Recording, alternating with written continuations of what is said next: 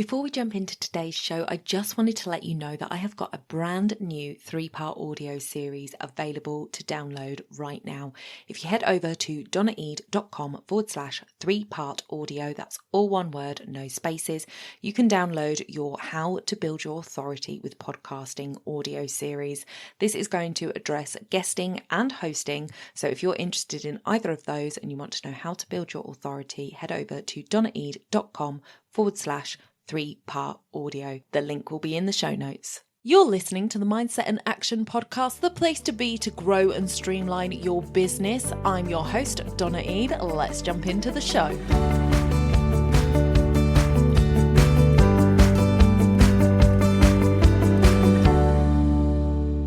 Coaching is unlocking a person's potential to maximize their growth. John Whitmore. Welcome back to the podcast, everybody. I am so glad to have you here today with me and my guest, Clare Sutton. Welcome to the show. Oh, thank you so much, Donna, for having me. I'm super happy to be here and really looking forward to our chat today. Me too. So today, guys, we are going to be talking about coaching. This is something that has exploded in recent years. It's something that everybody seems to be a coach. There's coaches for this, coaches for that, coaches for the other thing, and it is a minefield out there. So we're going to be diving into all things coaching. How can you spot a good one and why you might need one and all of the things. So first of all, Clare, introduce yourself to us. Tell us a little bit about what it is that you do in your business and how you help people. Yeah, absolutely. So I'm Clare Sutton from Clare Sutton Coaching, and I'm an accredited mindset coach who supports people who are running their own small businesses. So my clients typically, they are service-based business owners, and they're super passionate about what they do, their work, and supporting their clients and customers. And usually they have so many great ideas and plans and strategies for what they want to do in their business. However, the challenge for them comes around feeling blocked in some way about what's happening in their mind. And for some reason, whatever it may be, whether it's lack of confidence or self-doubt, procrastination, these things stop them from being able to take the action that they want to in their business. So that's where I come in, and that's where I'm really focused on supporting people, is to helping them change the relationship that they're having with their mind so that they're able to work with their mind to support their business in the best way instead of having that constant battle and tension with it. Love that. Brilliant. And how on earth did you get into this line of business? So what's your background? Yeah, well, it's interesting because I would have never expected to be here if you'd asked me, just a few years ago even. I didn't even really know what coaching was until a few years ago. But my background has always been about working with people and supporting people to learn, to grow, and to develop. So I started off as a teacher, teaching adults English as a second language. And then I moved into working in the charity sector. And in the charity sector, I was working a lot with people management and learning and development. So I was supporting a whole range of different people, from volunteers up to senior managers, and supporting them and their professional and personal development as well. And then it was for a charity that I was working for at the time, who actually use coaches themselves to support their clients. And that's where I first found out about what coaching was. And it was honestly like one of those light bulb moments. I was like, oh, because I realized, okay, this is actually how I tend to work naturally. This is what I've been doing for years, in supporting people, kind of coaching people with that empowering approach, which I absolutely love. It's more about helping people find their own solutions as opposed to dictating what I think is right. so it was a beautiful mixture of that, and then also recognizing I'm really good at this is where my skills lie, and actually I can make a really big impact for people here with this. So I decided, okay, I'm gonna train to be a coach. I didn't know at that point, who particularly I wanted to work with. I just knew I wanted the skill of coaching and be able to use that to help people. And then since then I've worked with a whole range of different people, but what I was recognizing is that over time similar themes were coming up with the clients who were working with me. As I mentioned, those mindset challenges, and particularly with female clients as well coming to me who were working on their own businesses. So that's where I've kind of focused my attention now. Brilliant. I love that. And it's great because you've kind of touched on what my first question was going to be in that. So I would love for you to expand on that. A lot of us, we see the word coach, we see the word therapist. There are other names, NLP practitioners. There's loads of different kind of names that float out there in the same sort of area. So what is the definition of a coach? What sets them apart? What makes them different to these other kind of helpers that we have? Yeah. It's a really good question. And also, as you say, there's lots of practitioners who work across both. So they might be a coach and a mentor, a coach and a therapist. So yes, I understand the confusion. So in its purest form, coaching is really a collaborative relationship between the coach and the client. And it's where the coach is almost like a thinking partner for the client. So whereas in something like mentoring, it's more about the mentor sharing their expertise and saying this is what you should do and advising parts of action. The coach, on the other hand, is more about recognizing that the client is the expert of their own experience, their own life, what is going on for them. And it's the coach who is facilitating the client to work out their own solutions and the best way forward. So as well, coaching is very forward focused, which kind of differentiates it a bit from therapy and more therapeutic spaces, which are more, looking into the past and working through that and a sense of kind of healing from that in order to deal with the present. Coaching thinks about, okay, where is it that you want to be in the future? Getting really clear on what your aims, your aspirations are. Where is it that you want to be? And then gaining an understanding of the present, where you are now, and how do you get from A to B? So how do you get from where you are now to the place that you want to be, but in the way that's best for you? So what are the steps? What is the course of direction? What is the process that you're going to take, that journey that's going to work best for you as an individual? And it's very unique to each person. So the coach should really help you in identifying that on a unique and individual basis. Brilliant. And looking at coaching, there are different areas within that as well, isn't there? So can you talk a little bit about the different types of coaches that we might find out there and what they actually do and help us with? Yeah, absolutely. I mean, it's quite often, people, we kind of self-describe. So it's not like there's a technical like description of every business coach you go to is going to do X, Y, Z. So it's really about taking every person as an individual and seeing how they describe themselves and getting to know themselves. But you can have within business, for example, you can have, sales coaches who help you around, making sales and around that element of things. You can have more business strategy coaches. So thinking about the kind of nuts and bolts and the strategic planning of your business.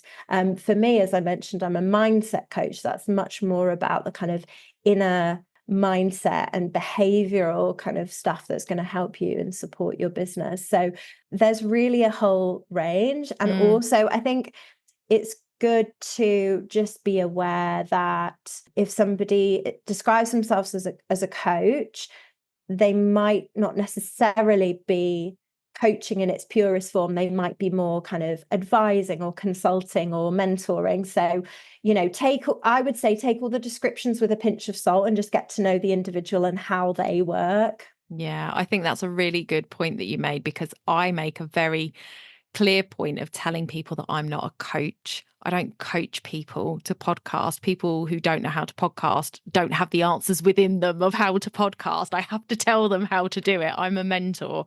So it's Yes. something that I've been very careful to label myself as a mentor rather than a coach. And, I think what you were saying there about mindset coaching is quite interesting. And I wondered if you could touch on that a little bit, obviously it being your area anyway, in terms of, we also hear, and I think this is kind of almost where coaching got a bad rap, and people kind of pushed back on coaching a little bit and sort of saw it as maybe not something that they wanted. And that was the life coaching. All of a sudden life coaches were popping in, and it's like, hang on a minute, 20 years ago nobody needed a blinking life coach to get them through their lives. Why have all of a sudden all these life coaches around? And there is absolutely benefit to a life coach, but I was thinking that because you are working in the mindset area of coaching and you deal with business owners, I thought, but mindset is really the person and their life, and surely that comes into it a lot. So can you talk a little bit about the mindset coaching and how it kind of does parallel both of those sides of life and business when it comes to coaching? Yeah, absolutely. And it's so interesting that you say that, because I previously described myself as a life coach, Mm, which was interesting. It did sit a bit funny with me just because of that certain connotations, mm, because the industry, as you say, there's such a spectrum of people. Unfortunately at the moment you don't have to have specific, it's not a yeah, it's not regulated regulated. not a regulated industry, so anybody Mm, can call themselves a life coach, or a coach. So you have to be quite careful around that. But really, I mean, mindset fits into everything that you do. mm, It's for me, you can't really, completely compartmentalize and separate work from business, from life. It is part of life. All of it is life. mm, Everything that we're experiencing is life, and everything is interconnected and feeds into each other. So, as I say, I advertise myself as a mindset coach to support business owners. And we may start with clients, really talking about the business and what challenges they're facing. But as we delve into things, we end up talking about a whole gamut of things and mm, addressing, things that are happening outside of work and how that might be impacting them inside of work as well. mm. So it's a really exploratory and broad process. I think the people who get most from coaching are people who are willing to go on that exploration Yeah. and to be able to really uncover what's happening and what's lying beneath the surface of things. And quite often it could be something that you didn't expect. It could be, a relationship that you're struggling with your aunt, for example, could be affecting how you're showing up in your business. And we just we're organic as humans. We can't separate these things into little boxes. Yeah. So yes, with the mindset, we focus around, for me and my clients, what's going to help them to take the action that they want to in their business. Yeah. But the journey in which we take in order to get there may encompass all of these different elements. Yeah. I love that. And it's such a good answer. And I love what you said about compartmentalizing things, because that's something that I'm actually very good at, like in my brain. I think it's how I've got to where I am today by being able to put things in boxes and keep them very separate. But the truth is that it is all interconnected. And I have a little funny story to tell you guys that this is just the perfect opportunity to tell you this, because it illustrates it perfectly. And this is something that happened to me today, actually, before we jumped on this call, Claire. And I was just like, my mind was blown. And it was a friend of mine who has seen a specialist who has suggested to her that women over 40 shouldn't be doing any high impact exercise, that they should be using swimming and walking only because of our age and because of the delicate bones that we have, that we need to protect ourselves. And by doing that, swimming uses all the muscles in the body. We know that's a really good exercise, and it's got that resistance with the water. And walking is a low impact exercise that everybody can do. So I understand what he's saying in that, but he is a specialist in spines, and there is an awful lot of other things that go on. Our muscles need certain nutrients and certain exercises to keep them happy. And I said to them, oh, what about strength exercise? Because I've been hearing a lot that how women in their 40s should be lifting weights and lifting heavier than they think they should for less time to really help their muscles protect their bones, so it's helping. And she said, oh, no, he said, no weightlifting. It should be swimming. And I was just like, my mind was blown, because that's a specialist compartmentalizing just what he sees as being the right thing to do based on his specialism, and not looking at the broader scope. And if we don't look at the broader scope, potentially we could be damaging ourselves. And so I love, it's just a little completely like separate sort of situation, but very much similar illustration of how not looking at the broader picture. So even though coaches will kind of put themselves in a box and say, this is what I help people with, I love the fact that you say that for you, at least, you actually take in the broad gamut of things, because it all has that impact. Really interesting. Absolutely, absolutely. And that just goes to show the importance of recognizing your own priorities as well. So for him, maybe, the priority is protecting the spine at all costs. But for somebody else, it may be, actually having more of a holistic well-being, being able to strengthen other parts of the body. So it's really individual, isn't it? It just goes to show that there's no one size fits all solution. It really depends on what your priorities are at that time of your life as well, which can change. Exactly. Yeah. Because for her, maybe actually what he said is absolutely perfect for her and her body and what her body needs. But somebody else, actually, that wouldn't be the prescription. It is so individual. And that's what kind of worries me about a lot of stuff in the health and wellness space with coaching and things like that, is people just saying like it's one size fits all, which just isn't the case. Yeah. So let's move on to why people might need a coach in their business, because I think a lot of people, I really think, would benefit from a coach from the offset. Personally, when I think about it, like if I could have had one thing that was like given to me as like, here is your business starter kit, it would have been, here's a coach to help you. Because I think a lot of the times we come into business, we haven't got a clue what we're doing. So what is it that people need a business coach for? Yeah, it's a great question.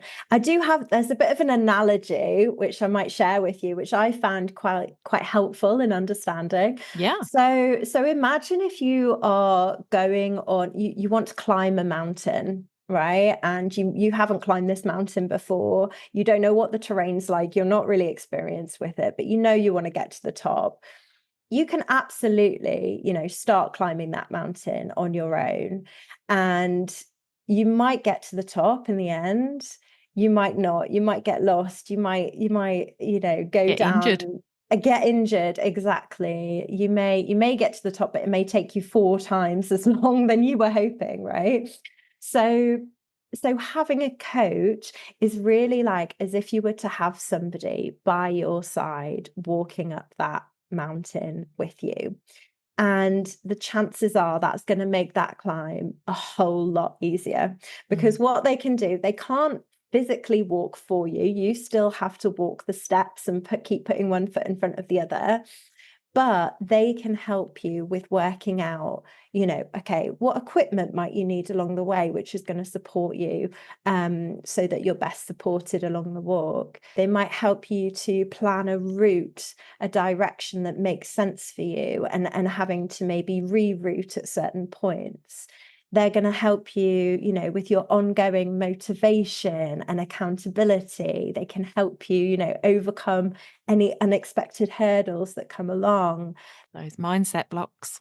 Absolutely, absolutely. They can help you, you know, challenge you and push you a bit and kind of expand your way of thinking so that you can keep going, you know, and also congratulate you and celebrate the wins and help point out all of the progress that you're making along the way. And all of this really helps with your like resilience and your endurance to keep going and keep climbing that mountain. And in the first place, recognize, is this even the mountain you want to be climbing? Oh my Right? gosh. Yes. Yes. I Is wish I'd had you at the bottom of Snowdon a couple of years ago, Claire. Absolutely. So that analogy, I feel just kind of shows, you know, yes, you can start off on your own and you can, you know, try and run your business by yourself, but Yeah. it is a whole lot easier when you've got somebody by your side who can help you really work through all of those challenges that you're facing, making sure that you're really sticking to the direction that you want to go in, making sure that you're focused on what really matters to you, and staying your course so Yeah. that you can get to a point where you feel you've made a business which is not only, you know, successful necessarily in monetary terms, but really fits into creating the fulfilling life that you want and how it fits into the rest of your life and family and everything else. Yeah. Oh, I love that. That was a great analogy. I do love a little bit of a story time. We've had a bit of a story time this week, guys. I do love a good story.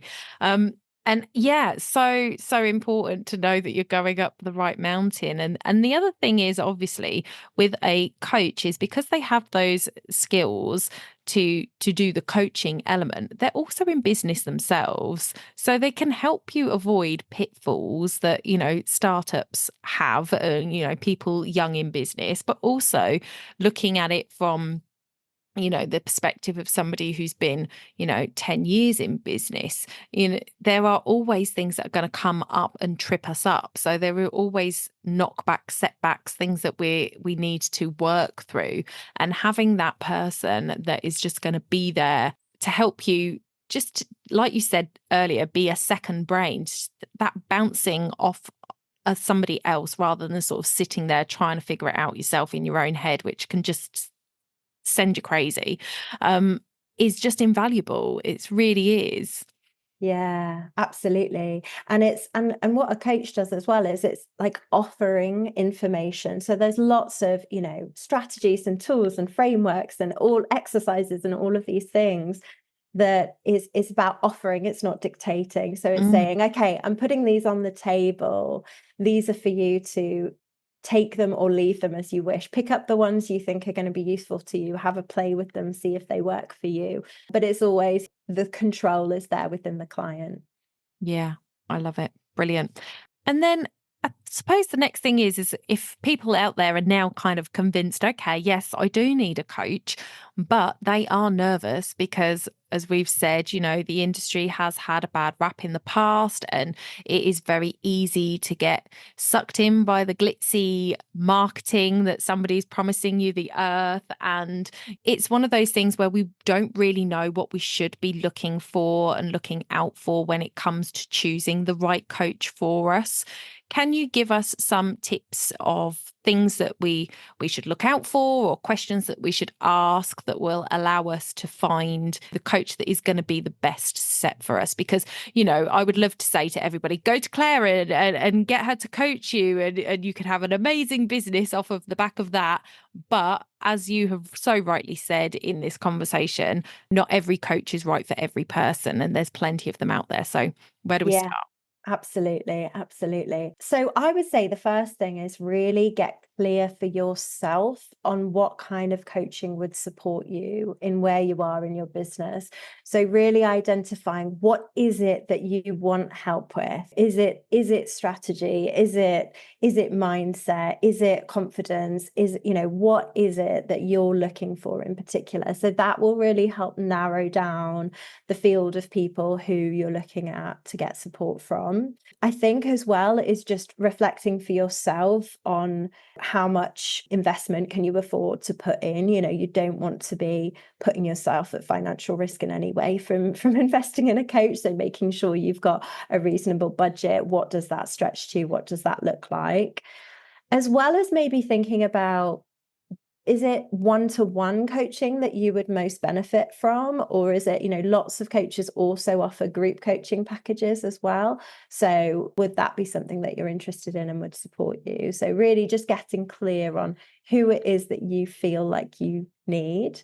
Coaches' styles are very different as well. So whereas some coaches might be a lot kind of softer and more nurturing, other coaches might be like, right, kick up the bum, kind of like giving you a shake kind of coaching, which is fine. And it suits different people for different needs. Yeah. So have a think, what do I really feel like I need energetically right now to support me? And at different stages in life, those may be different. And then the second thing I would say is to do your research in terms of the kind of practical things. Definitely speak to a few different coaches so that you can get a feel of different people that you can compare. Yeah.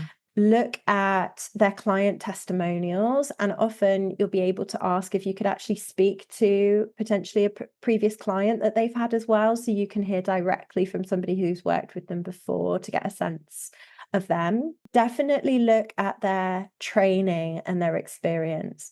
So coach training ranges from anything from a 1-day course to 5-year courses. So it's really good to identify and get clear on the amount of time that somebody has spent training and what that training looks like. So you can ask them yourself, but if you look on their website, you can just look at the training that they've got on there, if they have any, and look to see what that actually entails.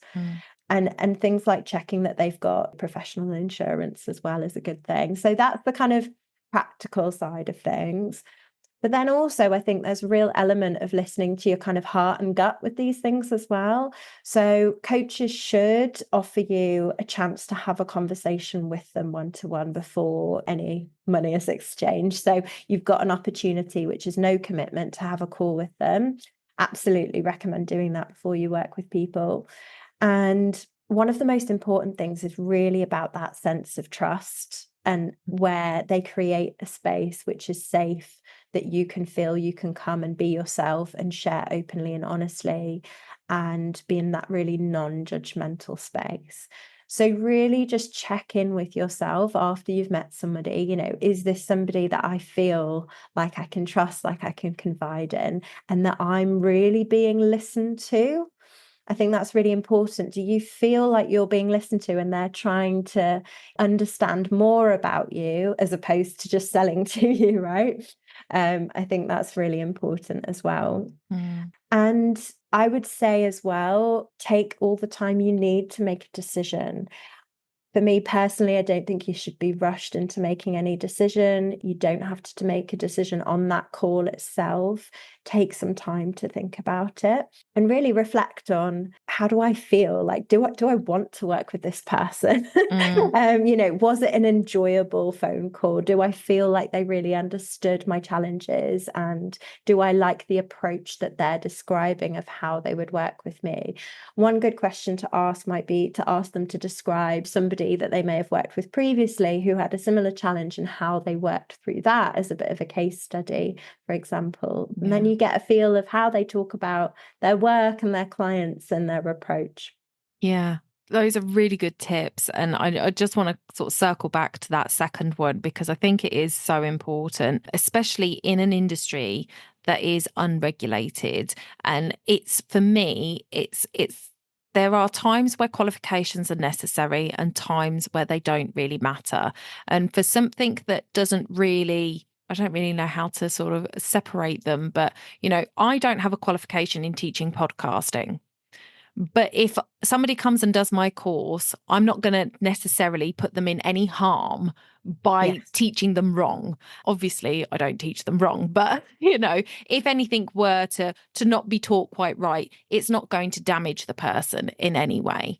However, with coaching, if somebody doesn't actually have the skill set to coach, i.e. they've been taught, like you're a perfect example of this. In your workday life, you saw that you were actually facilitating a lot of this kind of coaching practice in what you were doing. And you were like, I'm interested in this. I think this is a skill set that I could develop. And you went and got the qualification and training to hone those skills and to make sure you understood it and knew how to use it correctly. Whereas somebody who's going, oh yeah, I'm quite good at this, helping people figure stuff out, and they just do it without any qualifications, there is a real risk there that you could cause harm. And I don't, it's not doctors and Absolutely. stuff, but it's that, like, the Hippocratic Oath, do no harm.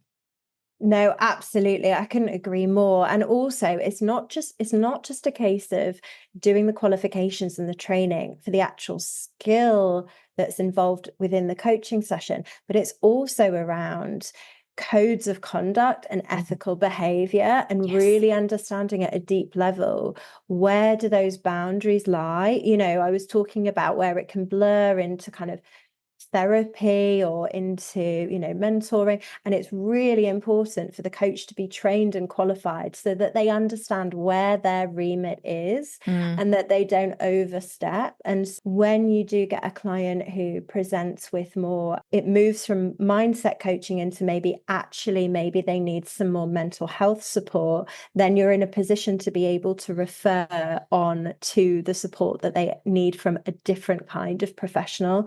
So it's really important, I think, not just for the skill itself of the coaching, but also being able to behave in a very ethical manner around the practice that you're actually delivering people, and not to overstep those boundaries and potentially cause harm. Absolutely. It's so important. It's a little bit of a minefield, isn't it? Because there are people out there, and I'm not saying this to put you off booking with a particular coach, but it's just really important to understand what Claire's taught us here about what a coach actually is and does, and then who are the people that are qualified to do that. Because there are plenty of people out there that call themselves coaches, like we were discussing earlier about the difference between mentorship and coach, where they're a mentor, they're not a coach, but they call themselves a coach because it's the in word to use. So they're not necessarily going to be doing that coaching element. They're actually going to be teaching you something, like maybe there's a brand coach out there that's doing branding, but they're not actually going to be coaching you as much as talking to you like a brand consultant would. What do you feel? What do you want? What do you want your brand to look like and act like? And helping you work that out is a little bit different from the coaching stuff that we're looking at here. So it's not necessarily that they are a coach doing coaching skills as much as they're just kind of a consultant or a mentor that is helping you to create a brand. So there is definitely, it's definitely a grey area, isn't it? So It is. do your research. It is. But what's good is that more accreditation is coming through, and it's becoming definitely more of a standardized thing across the industry, that people are recognizing the qualifications and accreditation. So that's a good thing. Yeah. And also all of the tips you've given here today, which really do put people in a better place of being able to work this out themselves, doing the research, looking at the accreditation, go through to whatever is on the certificate or whoever they say they're accredited by, go to that website, check it out, see what kind of courses they do, how long are their courses, so that you can actually really understand how much has this particular coach put into their education around their coaching qualification, and make an informed decision. And that's what it's all about for me, is to help people make that informed decision to help them move further and faster in their business to where they want to be. So I really appreciate your thoughts and input on that, Claire. I think it was really important. If people want to find out more about you and your style of coaching and how you can help them, where can they go? Yeah, so I have my website, which is claresuttoncoaching.com. I also hang out on Instagram quite a lot. If you like video content, I do more video content on Instagram and more written content on LinkedIn as well. And I have a newsletter which you can sign up to as well, with lots of handy tips and strategies for supporting your mindset and your business. Brilliant. I will make sure that all that is linked in the show notes for you guys, so you can go and connect with Claire. Too many C's there for me, obviously. I do have a quick fire round that I like to do with my guests, Claire, if you are up for a few quick fire questions. Yeah, absolutely. Brilliant. Okay. So the first one is, what is your favorite podcast to listen to? So right now, I love the podcast called We Can Do Hard Things, Mm. Glennon Doyle. Love Uh, it. Yeah.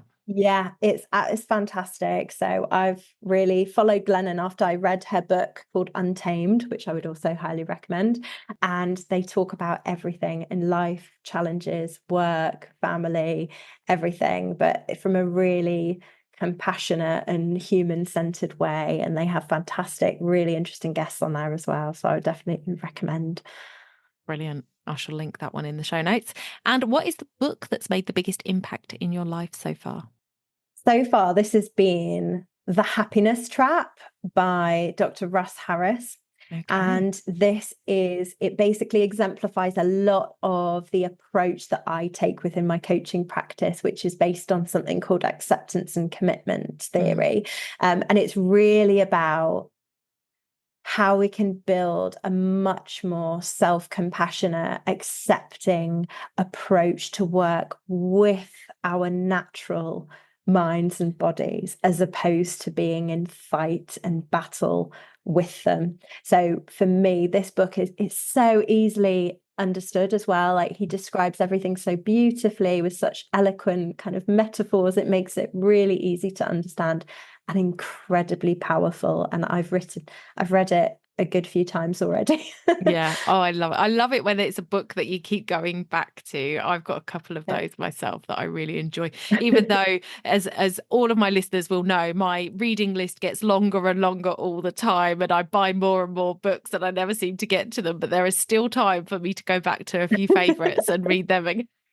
Absolutely. And I've underlined pretty much every sentence in that book as well. Need a new copy. I know. Start underlining again. Brilliant. I love it.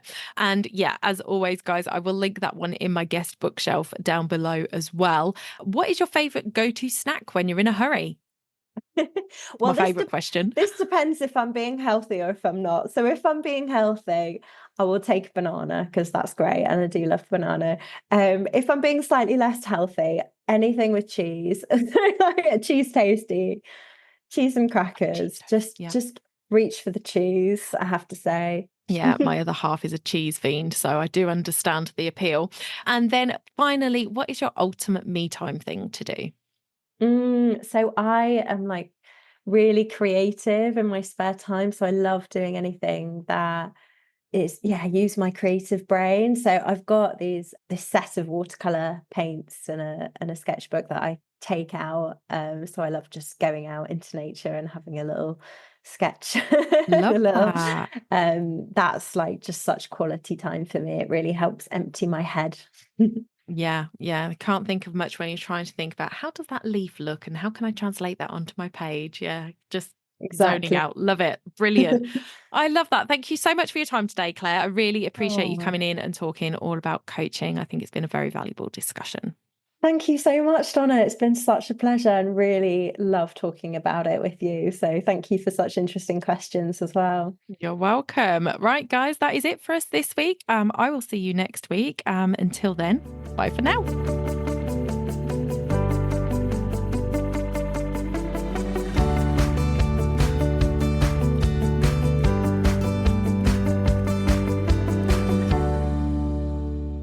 Don't forget to hit those stars and leave a review of the podcast where you listen if you found value in what you heard today. It's a free way you can help the podcast reach more people just like you.